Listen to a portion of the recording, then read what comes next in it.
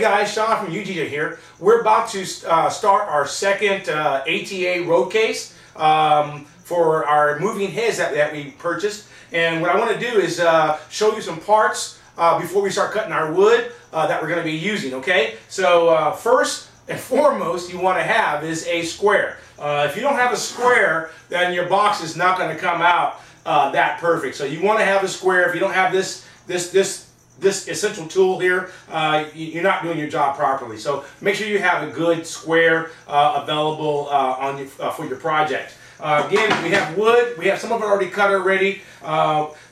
Good tape measure. Have plenty of blades left for your razors. We have a large we have a large drill bit and a small drill bit to fit our rivets, and this is to cut our holes out when we get ready to start drilling. Definitely want to have a little file, because sometimes if you're using a regular hand riveter, the file is going to be nice to file down any excess that may stick out. So have one of these little things handy for you. You're definitely going to need a miter box. Miter box is going to be used when you start cutting the tongue and groove and all the other extrusion. You're definitely going to need this. You know, if you have a table saw, great, use it. If you don't, we have a good old skill saw. And also a jigsaw as well. Okay, so make sure you have that. That's going to be cut off to usually cut out all our handles and latches. And of course, we're going to need a drill. So definitely have your drill available. We're going to need a riveter. If you guys have pneumatic, great. That's going to work out best for you. I'll talk about this later in the segment. And then also some high temp adhesive for the inside of the box when we start doing the padding. So again, I'm going to start cutting the rest of the wood. And as soon as we get done, we'll come back and show you what we got. Okay, we got the box all cut, and you can see we have a nice square box here. We have a box that is 36 inches. Overall height here is 22.5 inches. We have the box itself at 19 inches, and we have the lid at 3.5 inches. So as you can see, we have the lid, we have to do our centerpiece. Once we get the centerpiece in there, we'll do the laminate, and we'll come back and show you what we got. Hi guys, I'm back. Just got the box all done, and you can see we have the laminate on.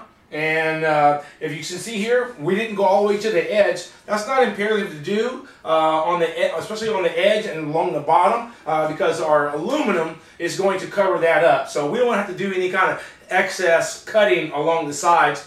So you know, just make sure you get about I would say probably about a quarter of an inch from each edge. But on the top, I do recommend that where the tongue and groove goes, you do at least about 1/8 of an inch from the edge on the top and the bottom where the lid and the bottom meets together, just so in case you have a wavy edge or you cut the laminate wrong, you have that little bit of play, and you won't get any kind of laminate, you know, coming out of here. So again, this box is all set. We have our centerpiece in. That's all ready to go. I'm really pleased with it so far. I'm going to talk about the hardware. We got that in too as well while we were out. So Reliable Hardware, they actually will help save money. They'll basically cut most of these 10-foot pieces for you. So you can order some of this stuff already pre-cut. I do believe they have you can get like 3 pieces, 3 foot, and then of course a 1 foot section. Then for this project, I got 2 4-foot with a 2-foot section, and then on the tongue and groove, I got a whole 10-footer. These are our 3-foot. Got 3 of those. I'm only going to probably use three whole pieces of this for this particular project. So depending on your project, you may use something else, but you'll probably have something left over. But it's always good. You can build another box. Okay, so hardware, we got our hardware in, and I built another box already. We put wheels on it, and so what I'm gonna do on this one, so we can stack them, is to put our wheel grooves in there on the top. We're gonna put right there on the top there, and then we also have our handles on the side, so we can easily take it in and out the trucks. Okay. We have some large balls. These large balls are gonna go right here on the corner up here. And then we also have the stackable ones as well. We kind of added wheels at the last end on the last one, so but we still had some stackable ones. So we're going to use those just in case we take the wheels off and we can stack them later. We have our side pieces. These are our corner pieces here, and they go right here at the tongue and groove section, right there to cover that up. So they're going to come out real nice all the way around. And then we have our latches. We have some nice good latches. I've seen these on eBay, about the same size, going for about $9. You know, China-based. You know, reliable hardware. These guys are about $4.50. You know, for a latch, depending on what size you get, and they're really good quality. I'm really pleased with them so far. On this particular project, I'm going to actually do the removable hinges. So removable hinges, I'm going to do 3 of those. You can see those removable, and I'm going to do 3 of those right here. My first box that I did, we actually used 4 latches. So I'm just kind of trying to do something different here on this particular box to kind of see different pieces of the hardware. So other than that, we're all ready to get our hardware installed, and I'm going to show you how to do that. But before we do that, as you can see, there's a lot of rivets you got to put in here. You can use up to about, I would say, 75 to 100 rivets, depending on the size of the box you're doing or the size of the project you're doing. So what I recommend for the people that don't have Pneumatic tools or air tools, you know, you typically might have laying around, or go to your local discount store and purchase one of those small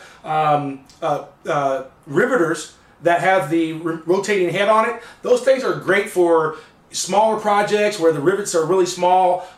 You know, with these units here, you have a rivet that's pretty large. This thing is pretty thick, and using that little small one, we might have a little problem. You're gonna make your hands hurt. So what I recommend you do is go to your local discount tool store and purchase a nice heavy duty 18-inch riveter. This riveter didn't cost me that much. It works really well. Couple of strokes. The rivets in. It also has a collection bottle, so to help keep all the rivets cleaned up and out of free from your work area. So once we get everything together, I will come back and show you how everything came out. So let's get started.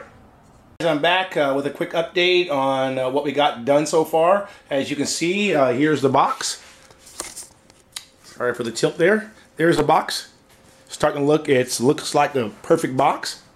You can see we got the handles on there. We have the side corners on there. The large balls on there. Corner balls, excuse me. There it is. Box looks really, really nice. And there's our hinges that we tried. They look really, really nice. Look at them. Came out real nice. Worked well for me. Okay, so now all that we have to do is get over here and put in the casters, the caster holders for the wheels. We're gonna drill those right down in there once we get everything all lined up, and go from there.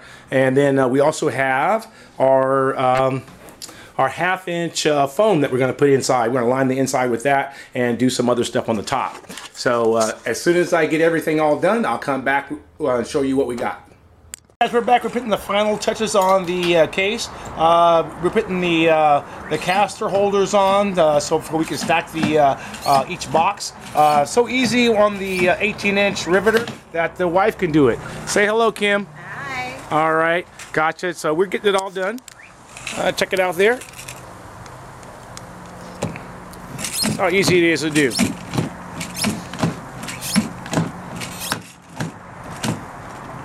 They pop right off. Okay guys, when I come back, I'll show you the whole completed project. We're back. We just finished the case. I want to give you a shot of what it looks like. Let's check it out. Okay, there's the case. It's on wheels. There's one side, and there's the back side, guys. Let me give you a little preview. Here we did get the caster holders on, so you can see the casters. Here you go. Let's give it a quick spin. Turns really easy. Again, there's everything. Box turned out really nice, guys. Hope you guys like it. About a 3-day project. So that was about a 3-day project. So far, my calculations, I spent about $450 for both units from ReliableHardware.com. As I was looking on the internet, I saw boxes of the same size and type for about $3.99. That's not including shipping. So you figure shipping is about another $50 for a box that size. So overall, for 2 boxes, I probably saved, I'm pretty sure I saved $450 overall by buying all my parts from ReliableHardware.com and also building it myself. So took about 3 days, got 2 of them done. Let me show you the second one. Here, you're gonna roll it on in here. There we go. Here's the second box from ReliableHardware.com. This one actually used 4 latches on. It's a little smaller than the other box because I have different moving heads, so you can see there. And then we'll give you a shot of the inside here real shortly. Here you go. Okay, guys, I got the tops off. I'm going to show you what it looks like inside. This is what we got so far. Okay, there is the first head, moving head case that I built. It's holding 2 heads there. You can see.